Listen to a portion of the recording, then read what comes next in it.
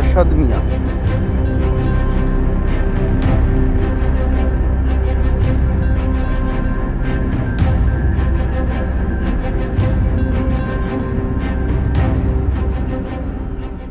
বলছি এই যে 2 বছর আগে যে পুলিশ এসেছিল তখন থেকে শরীফুল দা থাকেন না তো? তখন থেকে থাকেন না? তখন থেকে আর থাকেন না?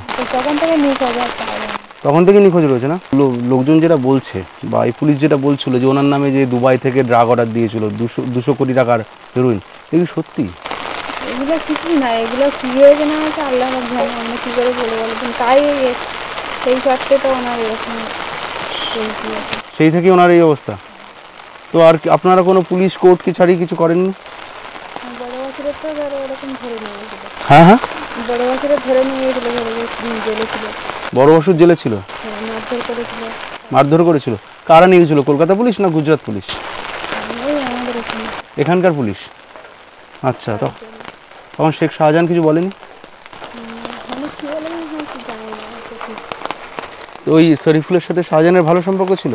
না, উনি পার্টি সেরকম যেত না। হ্যাঁ হ্যাঁ, পার্টি উনি সেরকম যেত না। যেত না পার্টিতে? শরীফুল পার্টি করতো? পার্টি করতো না? উনি সাধারণ মানুষের। হ্যাঁ হ্যাঁ, সাধারণ মানুষের মতন কোনো পার্টি বাড়ি করতো না? বলছি যে উনি পার্টি বাড়ি করতেন না কিছু? মানে উনি সমর্থক হিসেবে যেতেন, ওই স্লোগান ফোগান দিত, মানে যেরকম কর্মী, তাই তো? তৃণমূলের ওগুলোতেই যেতেন নাকি? ওটাই যেতেন। শাহজাহানের সাথে ভালো সম্পর্ক ছিল?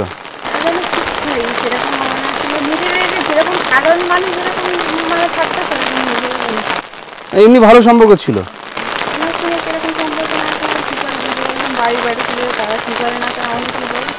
আচ্ছা আচ্ছা আচ্ছা আচ্ছা আচ্ছা আচ্ছা, বুঝতে পেরেছি। তো ওই ঘটনার পর শাহজাহানদা কিছু বলেনি? যোগাযোগ করেছিল? যোগাযোগ করেছিল নি? ওই শাহজাহানদা যোগাযোগ করেছিল? তা আপনাদের যে ভাসুরকে ধরে নিয়ে গেল, ওকে পুলিশ খুঁজছে, আপনারা শাহজাহানের সাথে কথা বলেননি? আর কথা বলেননি কেউ? উনি কতদিন ধরে এরকম বাইরে থাকবে? 2 বছর হয়ে গেল তো পালিয়ে পালিয়ে বেড়াচ্ছে। তা আপনারা কোনো উদ্যোগ নিয়েছেন? যাতে কোনো উদ্যোগ নেননি?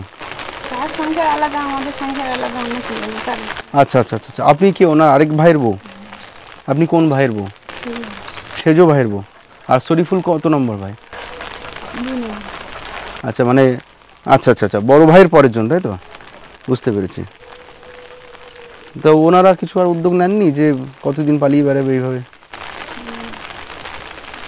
আচ্ছা, আর শাহজাহানদা কখনো এসেছিল এখানে? এই বাড়িতে কখনো আসেনি? আচ্ছা, এই বড় ভাসুরকে শুধু তুলে নিয়ে গেছিল?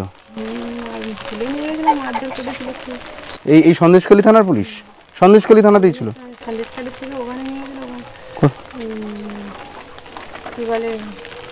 কোথায়, কলকাতা নিয়ে গেছিল? বসিরহাটে? বসিরহাটে নিয়ে গেছিল, ওকে। আর ওই মাদক মামলাতেই? বুঝতে পেরেছি, 2-3টে কেস দিয়েছিল। তো এই মাদকটা ওনার নামে এলো কি করে? মানে দুবাই থেকে এসেছিল, ওনার নামে কি করে? উনি কি অর্ডার দিয়েছিলেন? উনি কি করেন শরীফুল?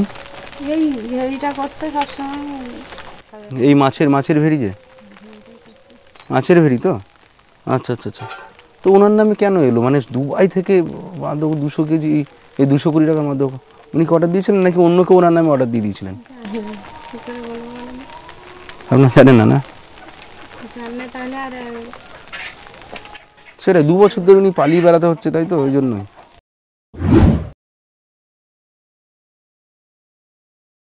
এই যে আমাদের শরীফুল মোল্লা, তার বাড়ি জেলিয়াখালীতে, এবং আমি যতদূর জানি সে একজন সাধারণ কার্যকর্তা তৃণমূলের, এবং তৃণমূলের সাধারণ কার্যকর্তা, এবং তার অ্যাডভেস্টারের বাড়িতে কীভাবে 200 কোটি টাকার মালিক হলো এটা কিন্তু আমরা ঠিকঠাকভাবে জানি না। এবং এর সাথে আপনারও বুঝতে হবে, বা গোটা এলাকাবাসী, এখন গোটা সন্দেশখালী এবং গোটা পশ্চিমবঙ্গবাসী জেনে গিয়েছে যে এর পিছনে কার হাত আছে। এর পিছনে তাহলে বাদশাহ শেখ শাহজাহানেরই হাতটা আছে, এটা তো আপনাকে জানতে হবে। চারিদিকে ভেরি দেখতে পাচ্ছেন। এবং আগের দিনও যখন আমাদের সিবিআই এসেছিল সরবেরিয়াতে, আইসক্রিমের গোডাউনের ভিতরে 8টা থেকে 9টা গাড়ি, এর পিছনে তাহলে কার মদত থাকতে পারে?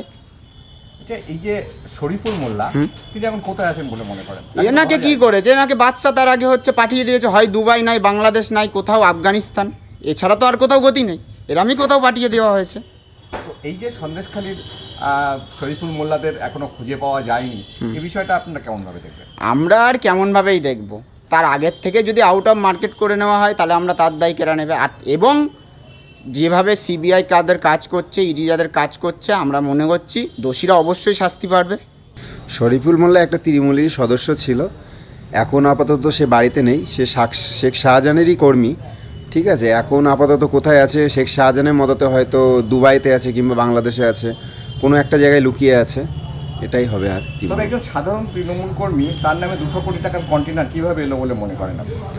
এটা নানান দিকে জলকর আছে, সেহেতু শেখ শাহজাহানের সাথে সম্পর্ক আছে, যার কারণে তার মদতেই হয়তো অনেক কিছু হয়েছে। তবে এই কন্টেনারটি কি তাহলে মনে করেন যে শেখ শাহজাহানেরই? আশা তো করা যায়। তবে এখন শেখ শাহজাহান ধরা পড়েছে, তবে কি শরীফুল ধরা পড়তে পারে বলে মনে করেন? ইচ্ছা তো আছে, এখন কতদূর কি হয় বলা কীভাবে যাবে। মানে ইডি সিবিআই যদি আর একটু চেষ্টা করে তা অবশ্যই ধরা পড়বে। এই মুহূর্তে আমরা উপস্থিত আছি সন্দেশখালী গ্রামের জেলিয়াখালীতে। রামপুর ঘাট থেকে বেশ কিছুটা দূরে নদী পার হয়ে এসে পৌঁছেছি আমরা এই গ্রামে, এবং এইটাই শরীফুলের বাড়ি, শরীফুল ইসলাম তার বাড়ি।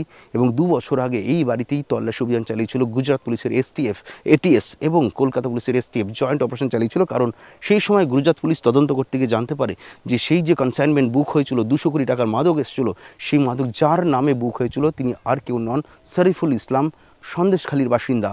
তার নাম পাওয়ার পরে কিন্তু কলকাতা পুলিশের এসটিএফকে সঙ্গে নিয়ে এই জেলিয়াখালী গ্রামে তারা প্রবেশ করে এবং এই মাটির রাস্তাতে ঢুকে এই বাড়িতে তারা তল্লাশি অভিযান চালায়। যদিও সেদিন কিন্তু বাড়িতে পাওয়া যায়নি শরীফুল ইসলামকে, এবং সেই দিন থেকে অর্থাৎ 2022 সাল থেকে আজ 2024 সালের মার্চ পর্যন্ত এখনও পর্যন্ত সেই শরীফুল ইসলাম কিন্তু নিখোঁজ।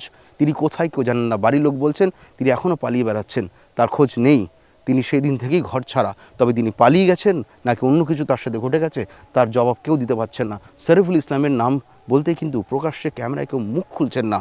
এবং সেই শরীফুল ইসলাম এই এলাকায় কান পাতলে শোনা যায় তিনি নাকি শেখ শাহজাহানের ঘনিষ্ঠ বলে পরিচিত। কিন্তু তার নামে কি করে এই জেলিয়াখালীর বাসিন্দা, চারিদিকে ঘেরি, নদী, ইটভাটা, জমি, মাছের ভেরি, এর মাঝখানে যার বাড়ি, তার নামে দুবাই থেকে 200 কোটি টাকার মাদক কি করে এলো, সেটাই কিন্তু সেই প্রশ্নের উত্তর হাতড়াচ্ছে এই মুহূর্তে গুজরাট পুলিশের এসটিএফ।